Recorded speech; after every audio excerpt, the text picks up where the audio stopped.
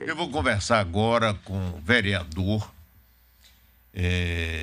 economista, doutor pela Unicamp, colaborador nosso aqui, que é uma honra para a gente, tenho grande admiração por ele.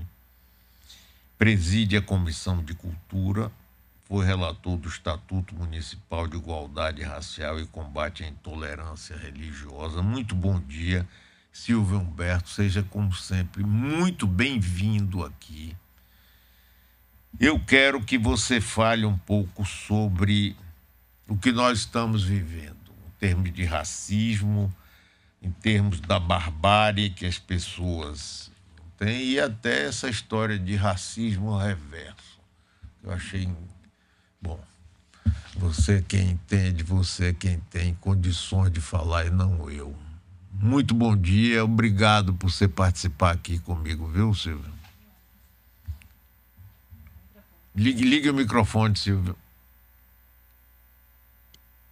Muito bom dia, Mário, ouvintes da Metrópole. É sempre um prazer poder fazer essa troca, né? Compartilhar as nossas experiências e impressões sobre a realidade brasileira e, no caso específico, sobre a realidade racial do Brasil, que a cada momento nós somos surpreendidos, né? Assim, cada fato confirma aquela tese que nos diz que o racismo não tira férias.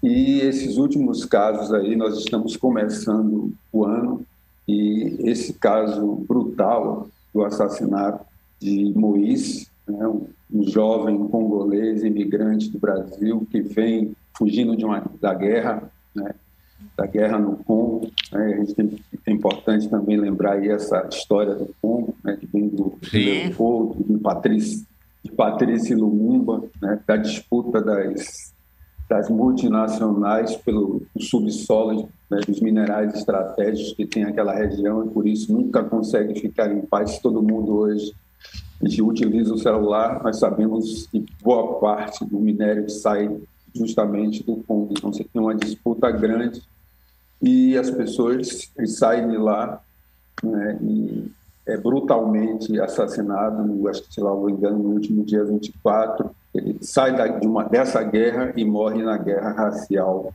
do Brasil, que tem vitimado milhares, né, de jovens negros. Basta ver os dados aí que mostram essa cor da violência, né, e os inúmeros casos de racismo que nós temos encontrado na nossa sociedade, sobretudo, né, além do, eu digo sempre que está em curso essa mistura do velho e do novo racismo. O velho racismo que vem nos eliminando fisicamente, né, com essas mortes brutais, com o apagamento, a tentativa de apagar a nossa memória, né, que nós estamos, né, no processo de resistência avançando, e o fato, né, de estarmos, eu diria, fora da ordem, fora do lugar, que poderia ser resumido quando se diz assim: você não sabe com quem está falando, e as pessoas definitivamente não sabem com quem naquele momento estão falando, né? E isso tem levado um choque, principalmente com essa inserção coletiva da população negra, seja sobretudo pelas ações afirmativas, né, que isso tem provocado quando você analisa as relações de consumo, o caso da Zara, o que envolve o shopping em Salvador, em vários lugares aí a gente tem observado o tratamento desumano, porque a gente não pode esquecer que o racismo tira é justamente a nossa humanidade. Quando você não reconhece a humanidade do outro, você percebe-se que o corpo negro está ali à disposição para cometer todas as formas de violência, né? E isso tem sido, né, se a gente pensar desde que vem da escravidão e no pós-escravidão, os números estão aí mostrando que você tem essa violência física, a violência simbólica, a violência que retira das pessoas, e o país perde muito com isso, quando todo esse potencial, quando todo esse talento é parado porque alguém diz que você não é um ser humano. Então, esse assassinato brutal, né, com requintes de perversidade, que traz racismo, a xenofobia, né, quando o sujeito lá diz que foi um momento de extravasar a sua raiva, né? Então, você extravasa a sua raiva com um taco de beisebol, com um pedaço de madeira e vai até a morte, né? E já se tem uma notícia de que uma testemunha tentou chamar os policiais, né, a guarda municipal, isso aí é para se investigar, e o que se observou um descaso. Esse também não é um primeiro caso, porque o que se observou que a própria Embaixada do Congo já tem 4 relatos cobrando investigação sobre assassinato dos congoleses, né? Nós temos o caso eu li um artigo mais ontem, né, da rede de pesquisadores, da rede de historiadores negros e negras, né?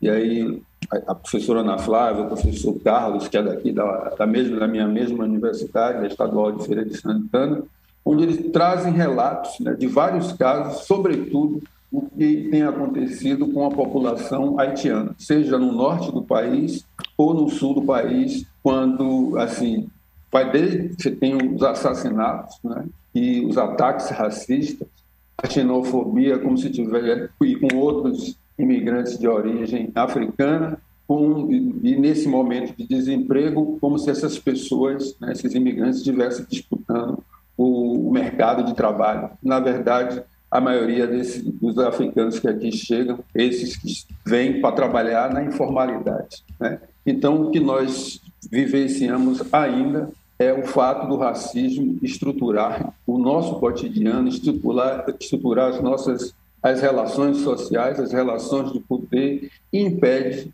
que esse gigante, né, esse gigante adormecido, continue deitado, entre aspas, aí, em um berço esplêndido, né? E aqui, quando nós olhamos o caso, né, olhamos para a nossa cidade de Salvador, é sempre chamada de a capital da negritude, mas é uma cidade, lembrando aqui, que vive um negro drama, onde o 14 de maio nunca chega ao seu final, nós temos a morte aí dessa juventude. E, Mário, o que mais, assim, eu diria é que, assim, quem vivencia essa cidade, o dia a dia, a falta de oportunidades, passa a naturalizar alguns espaços, né, sobretudo esses espaços de poder onde a população negra não está. E aí me vem com essa ideia que você fez assim, você disse assim, eu não vou nem responder a isso, porque os fatos estão aí com essa ideia de racismo reverso, né? Como diria Silvio Almeida, alguém perguntou assim, você que é especialista em racismo, ele disse, eu não sou especialista em racismo. Quem é especialista em racismo são os racistas. Eu trabalho com educação. É verdade. Então, ele disse, eu trabalho com educação para as relações étnico-raciais. Então, eu digo, eu trabalho Silvio, também, tem uma... Silvio, me diga uma coisa, essa história do racismo reverso e essas reações que começam a aparecer, e vê se eu estou errado, porque eu sou absolutamente ignorante, a não ser na observação.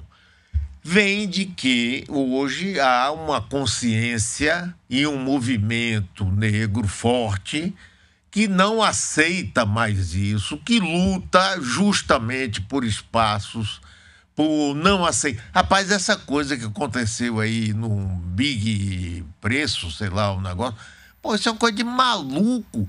O fato de entrar um negro numa loja e o segurança sair acompanhando ele. No Rio de Janeiro, eu não sei, foi em São Paulo, rapaz, uma pessoa de cor foi espancada porque ele estava se aproximando do carro que era dele. Quase matam ele. Quer dizer, como é que pode o caso da bicicleta lá no Leblon, rapaz? O sujeito na bicicleta, tinham roubado a bicicleta de um casal de brancos, acharam que era ele. Porque como é que um negro vai ter dinheiro e condição de ter esta bicicleta ou aquele automóvel ou fazer um movimento como esse que esses meninos estão fazendo? Pô, então o racista fica mais...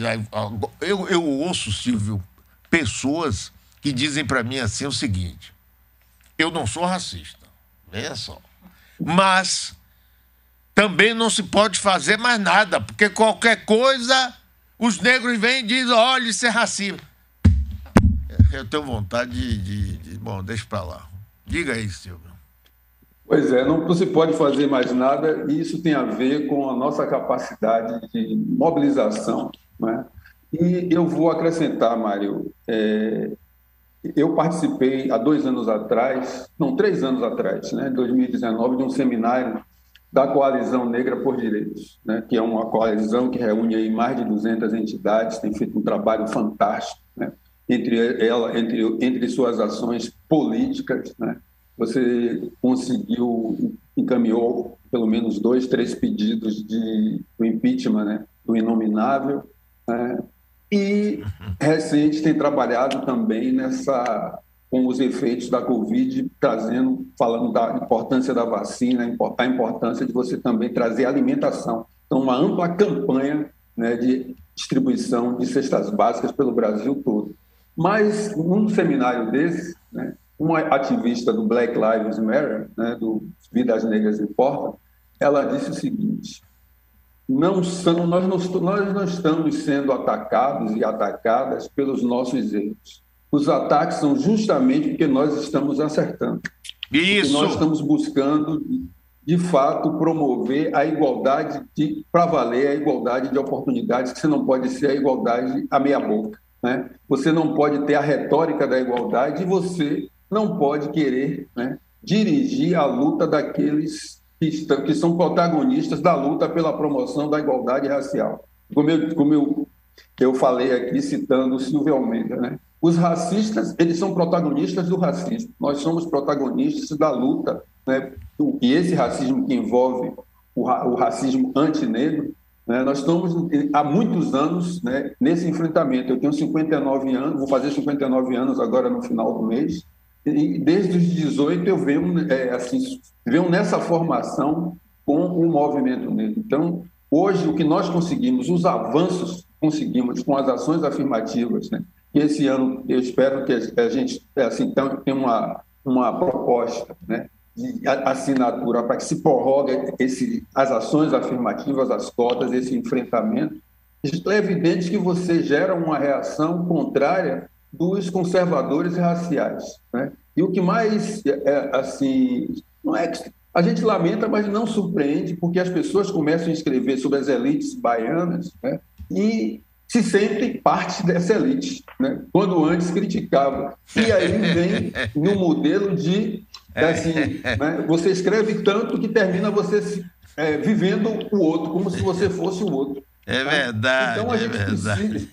Então, eu diria, Mário, que esse é o momento, né, desse enfrentamento e um enfrentamento que vai de A a Z, né, porque hoje você tem um nível de consciência negra que é difuso, não é? Tem esses níveis, tem um enfrentamento que é esse que ocorre dentro das relações de consumo, e a gente não pode achar, porque tem as pessoas negras hoje fazendo propaganda de carro, fazendo propaganda da faculdades e da telefonia móvel, né, que o racismo, se vencer o racismo.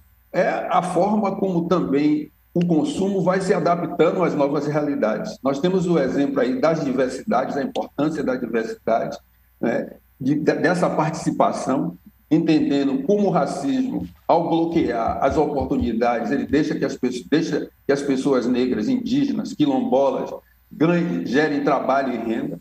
E eu tenho dito, né, e eu acredito nisso, eu acho que o nosso país tem perdido excelentes oportunidades enquanto o racismo continuar estruturado. Eu sou sempre otimista, sou uma pessoa que acredita no princípio do esperançar, mas nós estamos lidando com racismo, né? E o racismo, ele estrutura poder, e poder ninguém dá nada a ninguém, né? Você tem que, hoje, eu diria que um dos caminhos nossos é preciso aumentar essa representatividade, porque se você não tiver essa representatividade política, você não vai conseguir barrar, né, claro, essas ações que estão dentro do Congresso. Você precisa ter tudo isso que nós estamos fazendo, e vamos ter que fazer muito mais, mas é preciso que a sociedade brasileira entenda. O racismo não é um problema negro.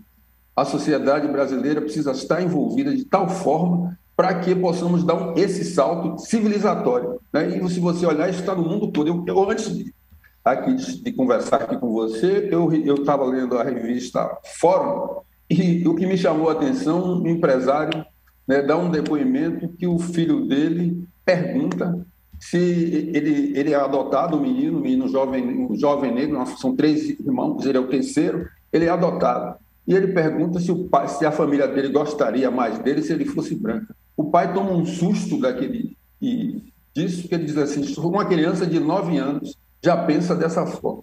E ele termina diz assim, que isso não é mimimi, e diz assim, racismo reverso, isso não existe. Né? Então, o racismo reverso existe para aqueles que querem preservar os privilégios raciais, aqueles que são conservadores raciais e que querem mudar tudo para tudo permanecer como está.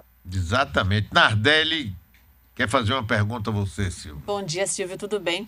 Tem algumas pessoas mandando mensagens para a gente aqui, questionando se houve realmente racismo no caso da morte do congolês, porque os assassinos eram também negros. E outras pessoas querendo saber se os seguranças do mercado Bom Preço, que agrediram os 3 meninos, eram negros ou brancos. Eu queria que você explicasse o conceito de racismo estrutural e também queria que você falasse um pouquinho sobre uma observação que me ocorre, que muitas vezes a opressão está estruturada há tanto tempo que o oprimido se agarra à primeira chance de oprimir também quando tem a oportunidade, porque foi assim com ele antes. Queria que você falasse um pouquinho para essas pessoas e respondesse esses questionamentos. No caso, inclusive, das polícias, né? Sim. Que muitas vezes, né, próprio negro... Sim, mas boa pergunta. Diga, Silvio, por favor. Eu vou responder lembrando de uma figura que, para mim, esse ano, né, o Instituto Cultural Steve Biko vai celebrar 30 anos promovendo ações afirmativas. E durante esses 30 anos, né, eles vêm trazendo a educação como instrumento, como o meio de transformação, de envolver, de melhorar a vida da população negra, né?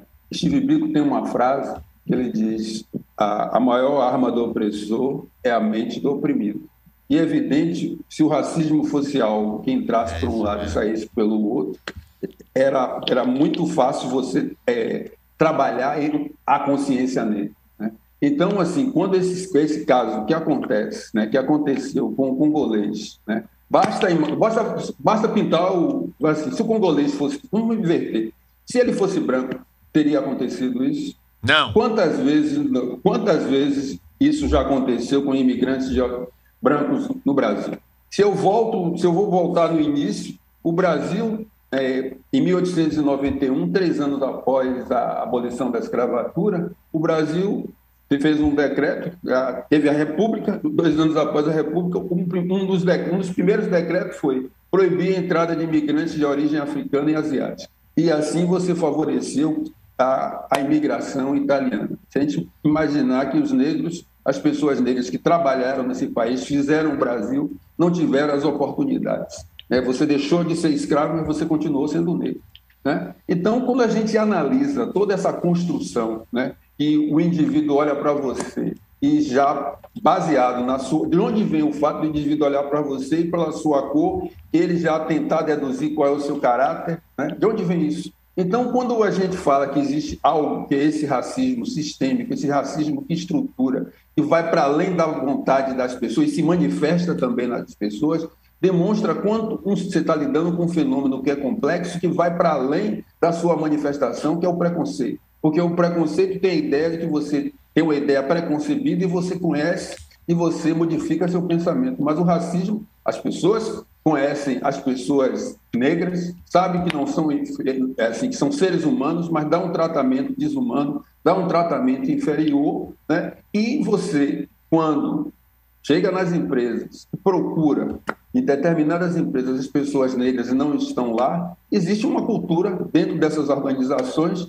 e diz quem é que vai trabalhar e quem não vai. Estou sendo assim, colocando de uma forma muito simples, para que as pessoas possam, ao olhar em determinado lugar, se não tem pessoas negras nesse lugar, não tem pessoas dos povos indígenas, não tem diversidade, existe uma regra invisível que impede essas pessoas chegarem. E quando você olha o tratamento que nós recebemos, né, seja dos órgãos de repressão, os órgãos de controle social, isso tem a ver que essas organizações, elas não são de Marte, elas são forjadas dentro da sociedade, e quando você vai entender qual é o histórico dessas organizações, para que elas existam, isso está lá nas chamadas regras visíveis e invisíveis. Até quando você cria o mito da democracia racial. Por que o Brasil precisou afirmar que era uma democracia racial e ela não se deu naturalmente? Porque, de fato, nós não vivemos uma democracia racial. Eu gostaria que vivêssemos, né, uma democracia racial, porque a gente estaria aqui a falar sobre outras coisas, e se vivêssemos uma democracia racial,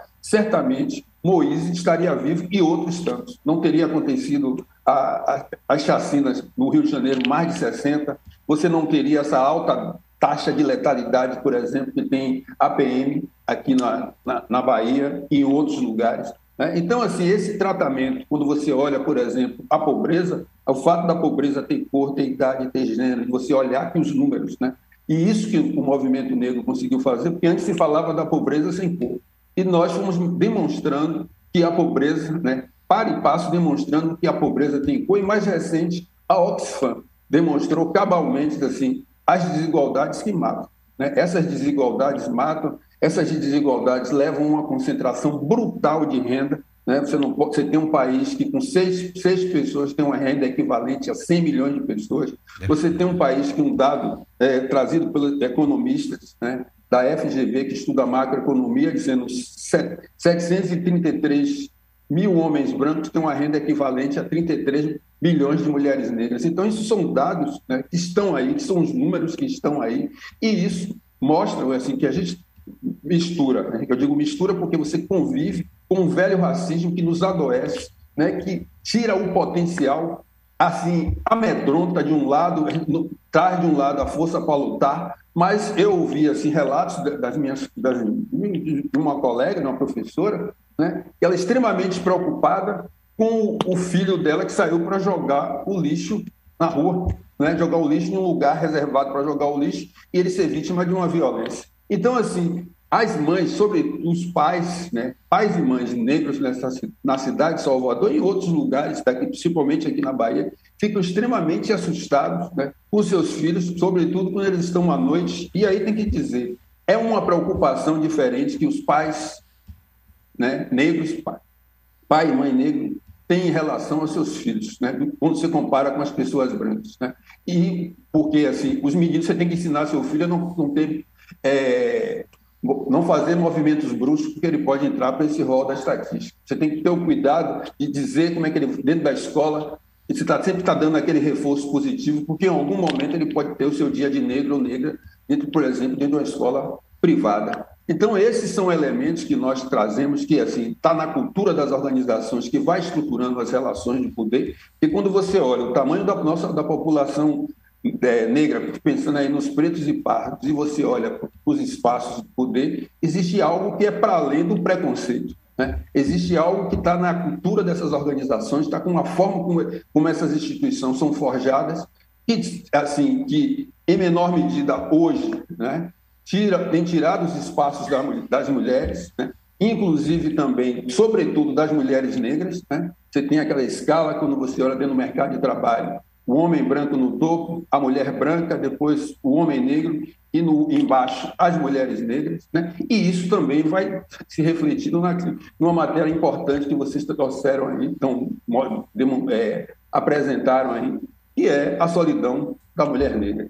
Então, assim, o racismo, ele é complexo, ele está em todos os espaços, né? Agora, é preciso, eu insisto, Mário, né, Nardelli, o racismo é um problema da sociedade brasileira. Né? Nós temos outros problemas, então precisa desse envolvimento daqueles que se consideram antirracistas, precisam sair da retórica e vir para a prática. Se você chega num espaço de consumo, nesse tempo de consumo, onde há um caso de racismo, exemplo do que acontece na Zara, as pessoas não podem continuando a comprar nesses estabelecimentos. Uma forma de você combater também é fazer o chamado consumo consciente. Por que você vai sustentar negócios que reconhecidamente são racistas? Se você continua a fazê-lo, eles vão continuar mantendo a prática. É como se fosse, naquele momento, eu tive um desvio aqui, depois eu continuo com as mesmas práticas, com as mesmas relações, né? E aí eu vou fazendo aquela coisa, o marketing, né?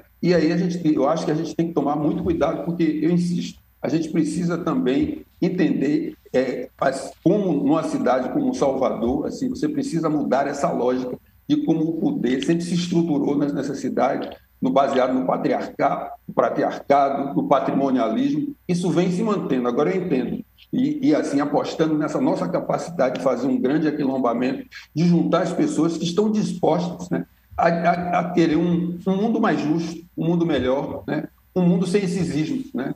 Porque, eu insisto, a gente tem perdido muita energia com isso, mas é o que tem aí, é a luta que a gente tem que fazer. É muitos Santos, é Silva, é Jesus, muitos desses sobrenomes que precisam de voz e vez. Eu acho que isso tem avançado.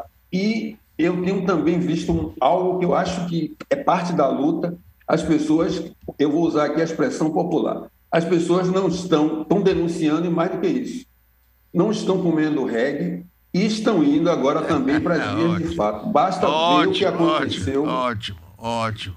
Basta ver o que aconteceu no Rio de Janeiro. Né? Isso, Silvio, acabou o nosso tempo aqui, porque é uma rede, mas você sabe que você é sempre muito bem-vindo.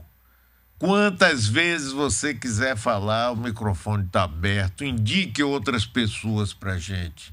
Nós teremos o maior prazer. Pode indicar, nós vamos entrevistar, vamos conversar, vamos trabalhar com vontade e continue mandando os seus comentários. Parabéns aí pela sua atuação, viu? Sou seu admirador e conte com a gente mesmo para valer, Silvio. Bom dia para você. Bom dia, muito obrigado aí, um bom dia a todos, que a gente continue se vacinando e buscando ter muita saúde física, mental e espiritual. Um grande abraço aí. Obrigado, Mário, pela oportunidade.